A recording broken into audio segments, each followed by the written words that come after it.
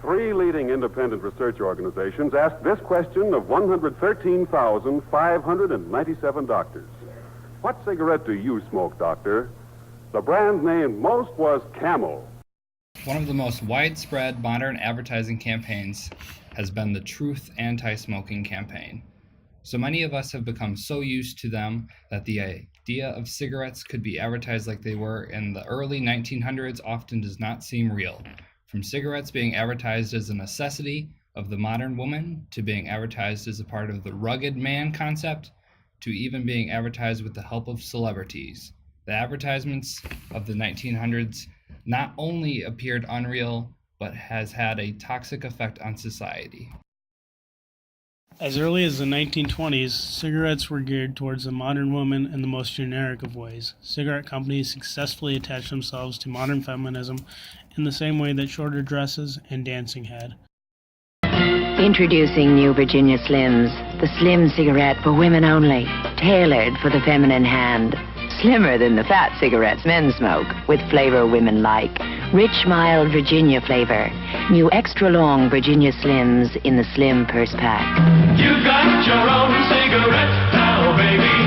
You've come a long, long way.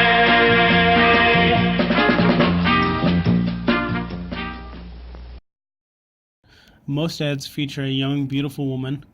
When there was a man, he was often depicted in a suit and was almost never the center of attention. Eventually, cigarette companies changed this to show a more outdoorsy type of man. This fit was what they called the rugged man concept. This new campaign appealed more to the everyday man. A great example of this was the popular Marlboro Man, who was the epicenter of the idea of the rugged man. Cigarette companies made sure to keep their demographic fresh by tapping different markets, in this case the rising modern woman and the new concept of the rugged man. One of the most shocking parts of these cigarette ads were celebrity endorsements and testimonials. Many of these came from movie stars, mostly female, such as Lucille Ball. One endorsement that seemed particularly shocking now was from future president and current actor Ronald Reagan. Eventually, cigarette ads decided to aim more at the common man, and started including ordinary people in their ads, moving away from celebrity endorsements. This typically included very attractive men and women, sometimes depicted with a celebrity. The mix of celebrity testimonials and endorsements from common people let cigarette companies target people on both a personal and celebrity level. One of the most toxic elements for cigarette advertisements was the effect on children. There has been plenty of research that shows just how advertising affects adolescents, particularly their attitudes and behavior. This makes cigarette advertisements dangerous for kids, especially ones that include cartoons, such as the character Joe Camel. Promotions of cigarettes were also prevalent in cartoons, such as an episode that depicted Donald Duck smoking. Cigarette advertisements were also a problem for adults as well. Though it is still unknown whether or not primary demand was affected by cigarette advertisements, many studies show that secondary demand was affected. This means that these ads affected demand for given brands instead of demand for cigarettes as a whole. Overall, cigarette advertisements proved to have been very negative for society, pushing cigarettes to children along with adults. Eventually, society became more aware of the negative effects of cigarette advertisements. This led to the decline of smoking advertisements and marketing. With the fall of cigarette advertisements came the fall of popular characters in the world of tobacco.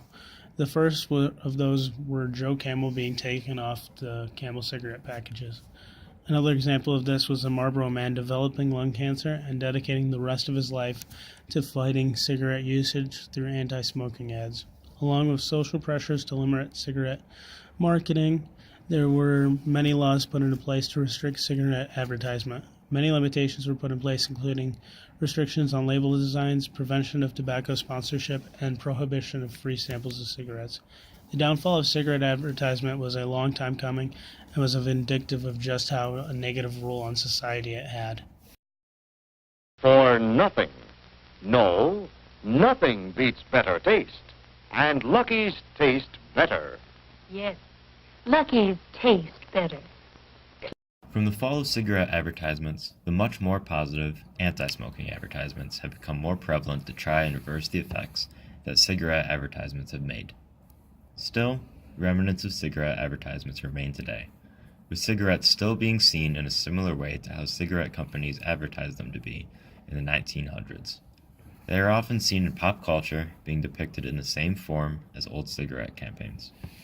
As shocked as we may be when we see old cigarette advertisements, many of the same themes appear today. Man, that's tobacco.